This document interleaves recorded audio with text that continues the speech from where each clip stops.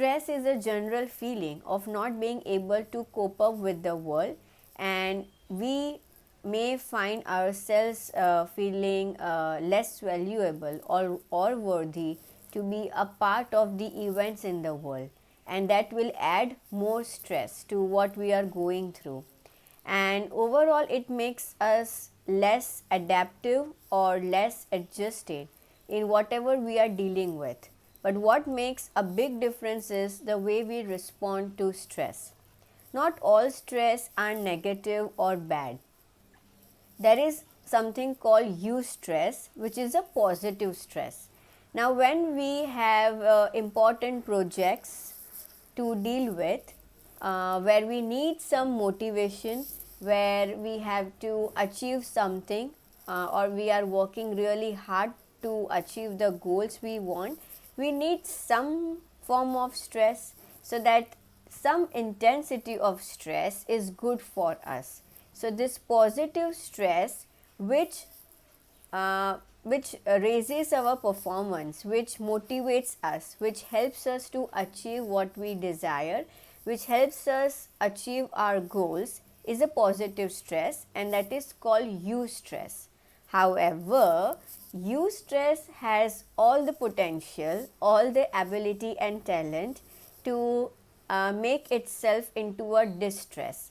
Now, we have to make sure that we are not falling into a pattern of distress, because that is negative and that is significant, that is a concern, and it's likely to create more of physiological and psychological disturbance. It will disturb the homeostasis of our body, meaning it will keep our system out of the balance, and that's a way to invite all sort of physical illness as well as psychological illness. And we got clear in the last session that stress being a common part of our life, and it varies from person to person, plus it has to do with intensity, but the main point is that we need to learn to be more adaptive towards the stressor. I hope you have done your homework. So it will support today's session. So please do it if you haven't yet. Now, like I said, that all stress are not bad. So the positive stress is called eustress. But when it is not serving you and it is disturbing your system, your functioning level, and making you less adjusted or less adaptive, plus your response is stress, then it is turning into a distress, which is negative. I want to share one study which has studied major life events.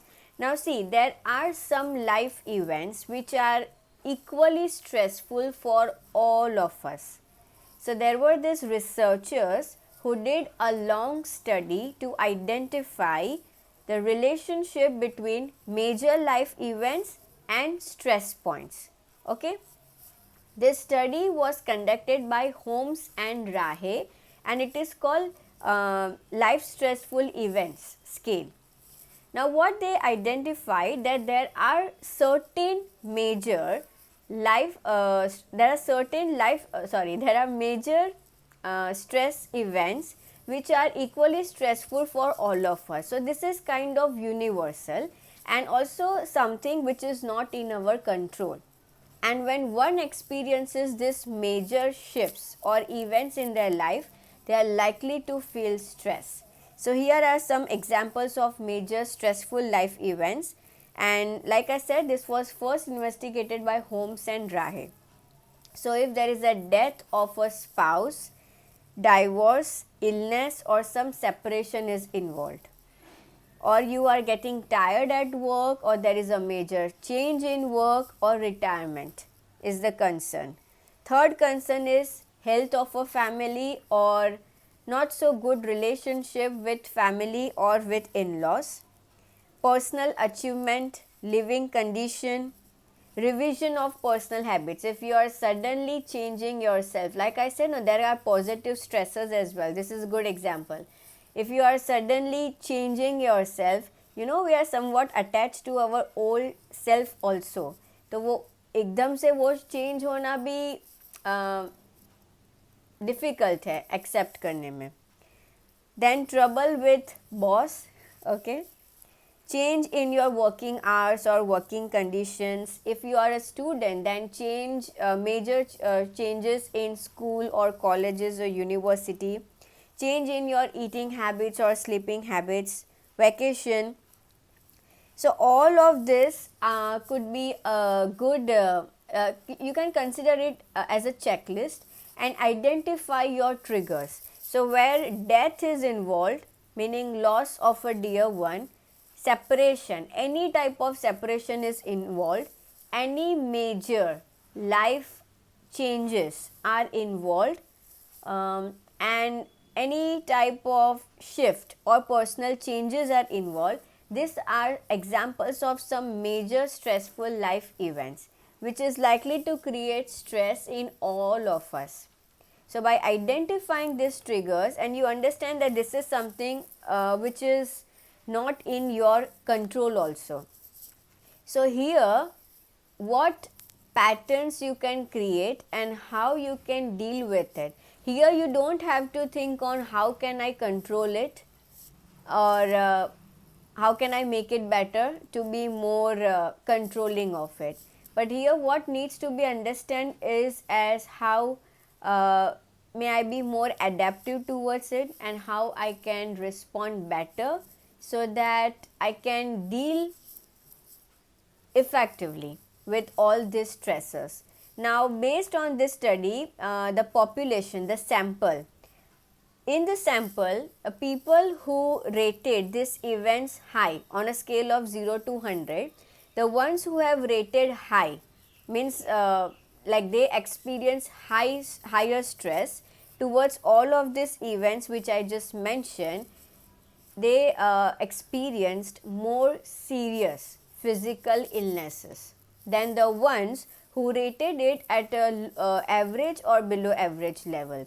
So it is very important for us to personally examine the life events, because even these are some universal things for sure, but we are different, our subjective points will also be there. No, stress is not completely objective, the event is objective for sure, but meaning objective as in the situations might be same, like death for example. Each human being experiences it, but the person who is facing the experience of death and what all other factors are involved, what all like the characteristic of the person is, what all the environmental support is there or not there, so any type of support is there or not there, social, emotional, physical, psychological, and there are many factors which will add to that subjective interpretation of a stressful event. Okay, so what we have to do is that by personally identifying the major life events, you have to understand where you can adjust and be more adaptive towards the pattern and see what is controllable and what is not controllable. This checklist is very important, and remember, the ones who have rated it very high, they experience serious illnesses. So by identifying the triggers and by working up with it, maybe we can reduce the chances, the probability of inviting any sort of illness. So that's the main point of this session. See you in the next session.